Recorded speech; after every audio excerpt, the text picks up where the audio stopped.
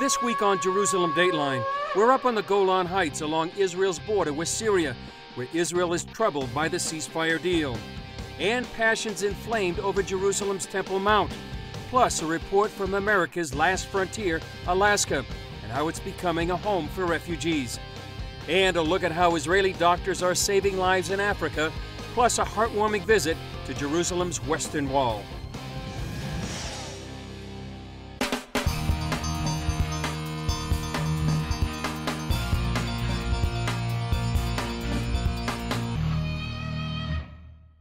Hello and welcome to this edition of Jerusalem Dateline. I'm Chris Mitchell, coming to you this week from the Golan Heights along Israel's border with Syria. The Syrian civil war has raged for 6 years and devastated the country. But now Israel is concerned about a ceasefire that presents a dangerous situation to the Jewish state. But first, let's take a look at the latest in the controversy over Jerusalem's Temple Mount. With chants of "with spirit and blood, we will redeem you, Al-Aqsa," thousands of Muslims prayed in and around Jerusalem's old city. Security measures today are tight. The only ones allowed to pray in the Temple Mount are men over 50 or women of all ages. Everyone else has to pray behind these barricades. Passions were inflamed last week after 3 Israeli Arabs exited the Temple Mount with guns and killed 2 Israeli policemen. Then they ran back to the Temple Mount compound and were killed by Israeli police. That is a situation that we will not put up with. That is a situation where security has to be tight and shut down in these areas, and that is why throughout the week we've had a heightened security in order to prevent a further terrorist attack from taking place. Jordan's King Abdullah initially condemned the attack, but the Jordanian parliament later praised it and prayed for the souls of the terrorists. Israel resisted international pressure to remove metal detectors at the Muslim entrance that it installed after the attack. The Waqf Muslim authorities called for the closure of all mosques and for Muslims to flood to the Temple Mount for Friday prayers. In comparison, anyone entering the Jewish Western Wall must pass through metal detectors and much more rigorous security. 3,000 policemen and additional soldiers were called in to secure Jerusalem, the Old City, and the Temple Mount. From the controversy in Jerusalem over the Temple Mount, we come back here to the dangers Israel faces on its northern border. The ceasefire agreement was announced during the recent G20 summit when U.S. President Trump met with Russian President Vladimir Putin. President Trump discussed the agreement just days after the ceasefire in this exclusive interview with CBN founder Pat Robertson. Well, look, we had a good meeting. I think we had an excellent meeting. One thing we did is we have a ceasefire in a major part of Syria where there was tremendous bedlam and tremendous killing.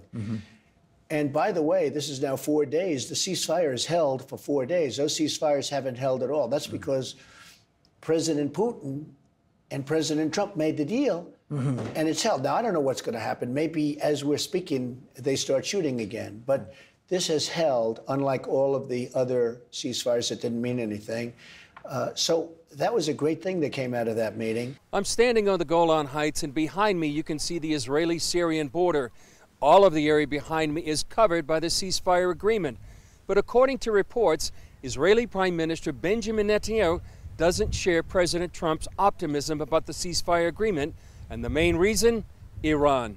When Netanyahu met recently with French President Emmanuel Macron, Israeli media reported the Prime Minister expressed deep disappointment with the ceasefire agreement. One senior Israeli official told the Israeli daily Haaretz the agreement, as it is now, is very bad. It doesn't take almost any of Israel's security interests, and it creates a disturbing reality in southern Syria. The agreement doesn't include a single explicit word about Iran, Hezbollah, or the Shiite militias in Syria.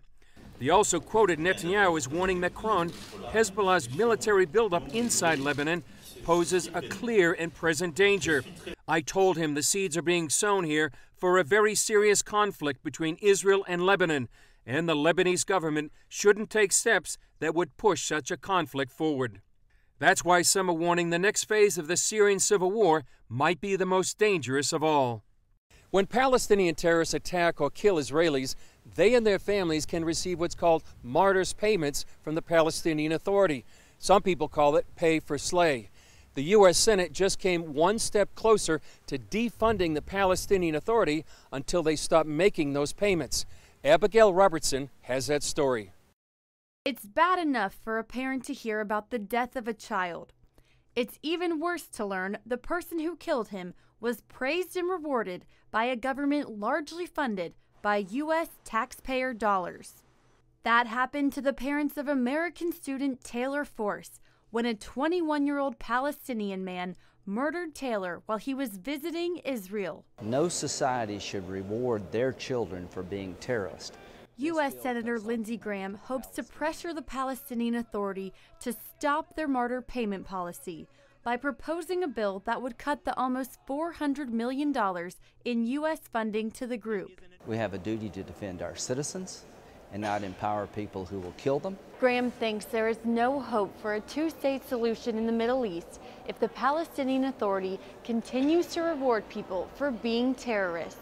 According to the Jerusalem Post, the PA argues the bonuses only benefit legitimate combatants, but the Israeli and U.S. governments say this is immoral. Abbas said the following, the president of the Palestinian Authority: "I will leave office before I stop martyr payments and before I stop paying money to prisoners." How do you do peace with a government who would actually take money and pay their children to kill other people's children?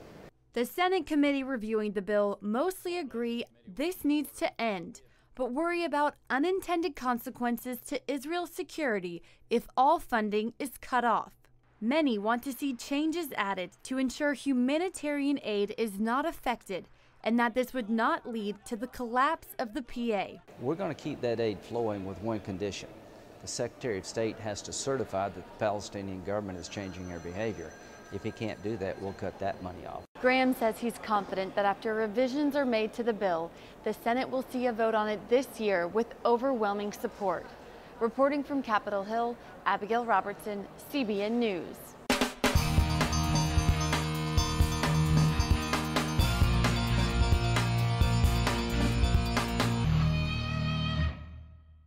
Every year, the largest Christian Zionist group in the world meets in Washington, D.C. It's called Christians United for Israel. And as Eric Rosales reports, U.S. Vice President Mike Pence delivered the keynote address. President Donald Trump and I will stand with Israel always. Of that you may be assured. Vice President Mike Pence promised a crowd of more than 5,000 at the Christians United for Israel summit that the U.S. Embassy in Israel will be moved from Tel Aviv to Jerusalem. It is not a question of if, it is only when. That's welcome news to founder Pastor John Hagee and a CUFI membership of more than 3.5 million. Hagee brought the crowd to its feet when he boldly said Israel is not an occupied territory. The Palestinians have no claim to Jerusalem. It belongs to the Jewish people.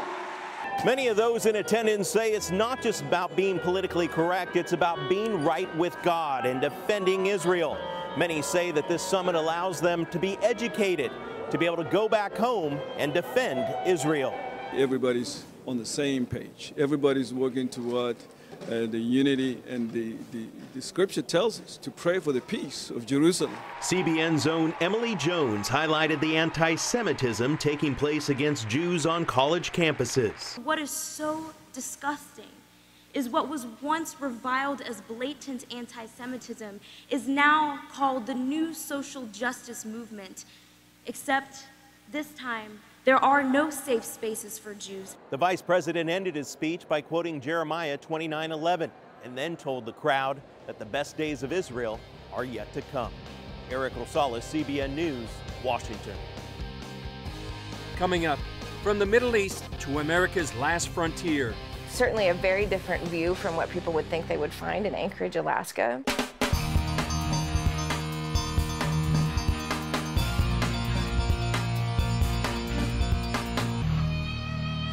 Millions of refugees have fled from the Middle East.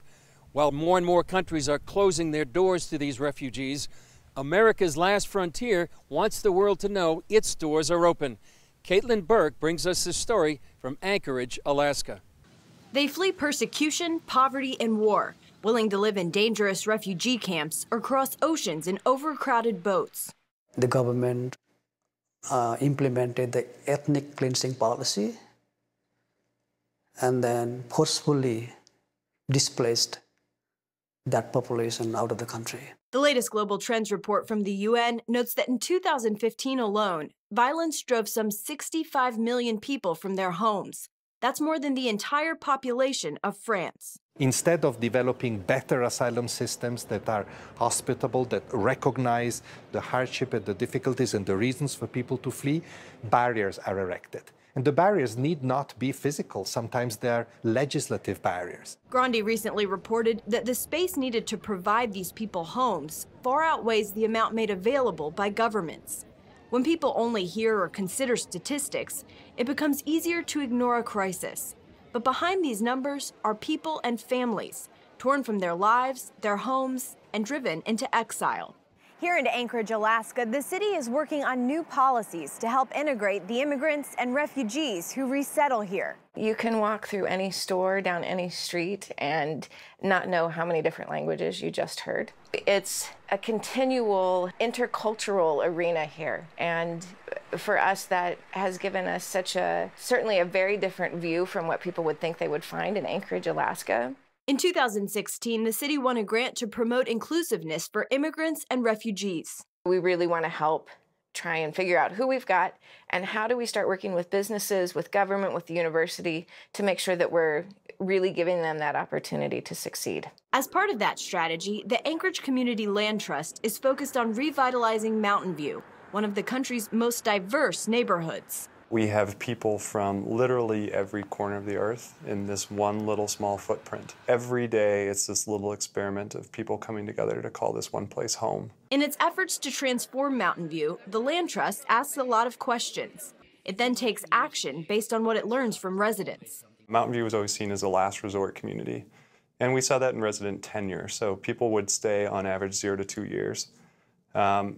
Since revitalization has been taking place, people are staying longer. The average tenure now is 2 to 5 years. Catholic Social Services is among the groups helping refugees succeed after they've relocated. Over the past 5 years, we have resettled a little over 700 refugees here in Anchorage. Lisa Aquino told us about specific challenges that refugees face when they finally find a place to start a new life.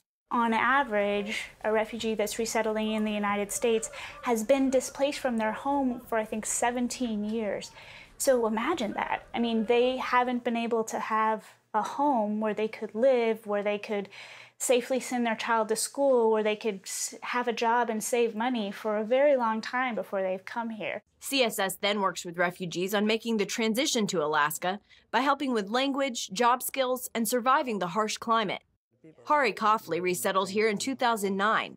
He quickly learned English and found a job, determined to be successful in his new home. Refugees work very hard. They are very dependable person. Once they get the job, they will keep the job. And they have very strong determination that I have to do something. I have to, to come up from the bottom level. Going forward, Anchorage will continue to explore what makes its city a place for people to come, stay, and succeed. Caitlin Burke, CBN News, Anchorage, Alaska. Up next, a look at one of our favorite stories, Save a Child's Heart. It's the locals who are doing with the supervision from the Israel team.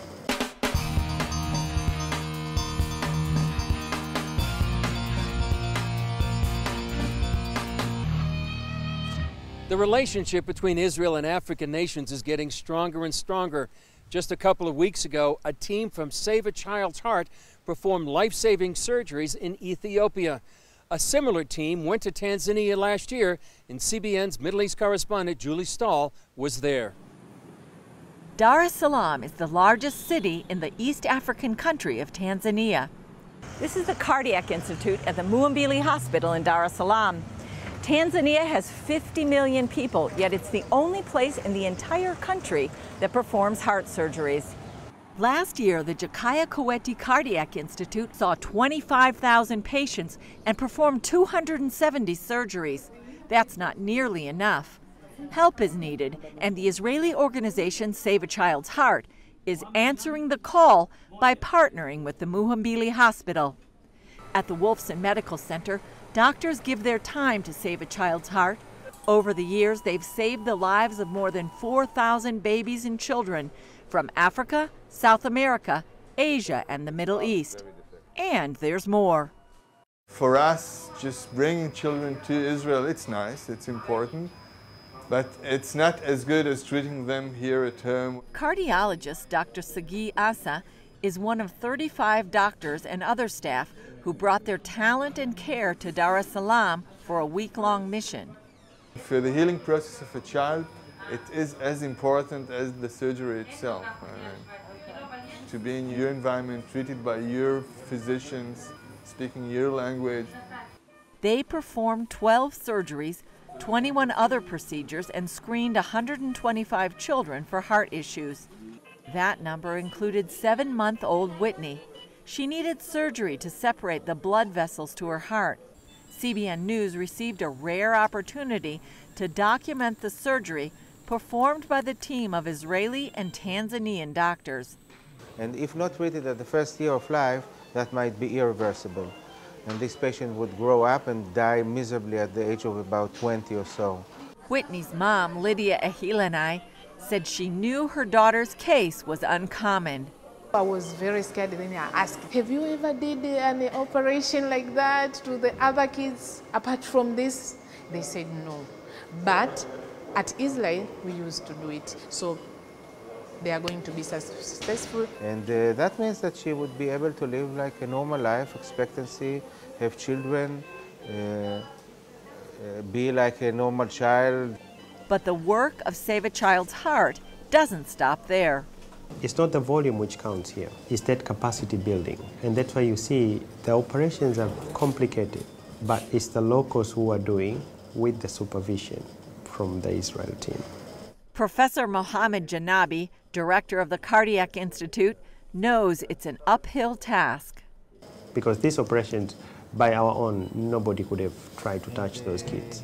Having him coming here, and for the first time, we did it together here, so that, well, I'm hoping that the next case I'll be able to do it by myself. Dr. Godwin Godfrey trained in Israel for 5 years. That helped prepare him for a busy schedule when he returned to Tanzania. I'm the only one who specializes in pediatric cardiac surgery department, but I have some help from other cardiac surgeons who specialize like in adults and vascular. Head surgeon of Save a Child's Heart, Dr. Lior Sasson, mentored Godfrey. I'm very proud because now he assisted me, but in many other cases he did it by himself. What we're looking at is the fruits and the results of a long training program in Israel, where Israeli doctors have been training their colleagues from Tanzania. Save a Child's Heart Executive Director Simon Fisher said there's been a dramatic improvement in the complexity of the cases that Godfrey can handle. Missions like this, he said, bring the Tanzanian team closer to becoming independent. Until a year ago, Tanzanian children in need of heart surgery could not be treated inland. The only opportunities were through surgery either in India or in Israel. This partnership is also giving both Israel and Tanzania an opportunity to take on negative perceptions. If you go out today and interview people, what do you know about Israel? Oh, they are the people who are shooting the Palestinians. No, they are in Muhimbili trying to do operations. If you interview 10 people today, trust me, maybe one will believe your story. And it's the same thing that many people come to Africa. They don't think if they'll find cars, roads, and everything. They always think about they'll find people starving and living in the jungles and what. So it's really about the image that is portrayed. Randy Weiss recruits volunteers and spends a lot of time keeping the children happy. She hopes the good work done here and other places will help get the word out, not only about this organization, but Israel as well. There's so much negativity associated with Israel, and especially any kind of news that comes out of Israel, and people tend to ignore all these wonderful things.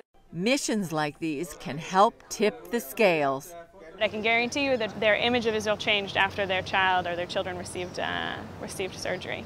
Such was the case for this Muslim dad. I love Israel because he rescued my son's life. Give me 5. Yes, he's so good. And that says it all. Julie Stahl, CBN News, Dar es Salaam, Tanzania. Coming up, watch this heartwarming story of the handicapped making their first visit to the Western Wall.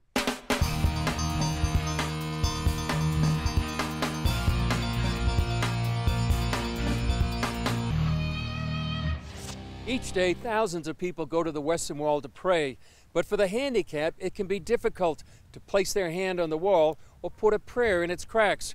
Recently, an organization called Shekel gave some disabled Israelis the opportunity of a lifetime.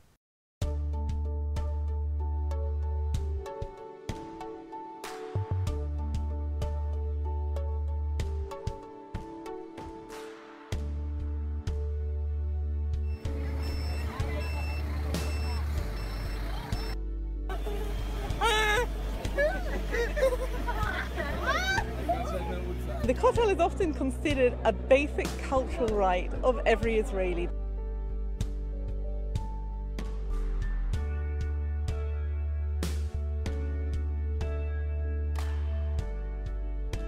Very rare to see a group like this at the kotel, just like everybody else, is something very extraordinary.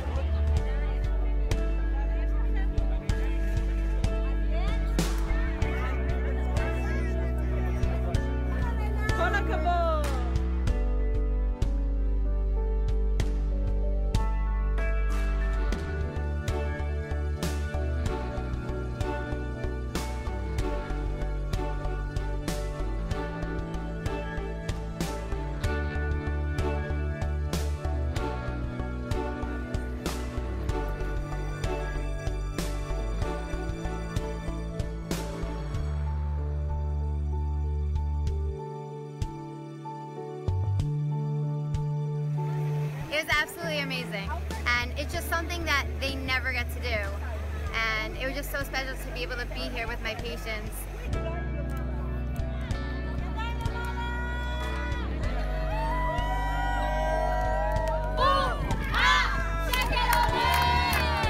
Thanks for joining us, and to all our other viewers around the world. That's it for this edition from the windy Golan Heights. I'm Chris Mitchell. We'll see you next time on Jerusalem Dateline.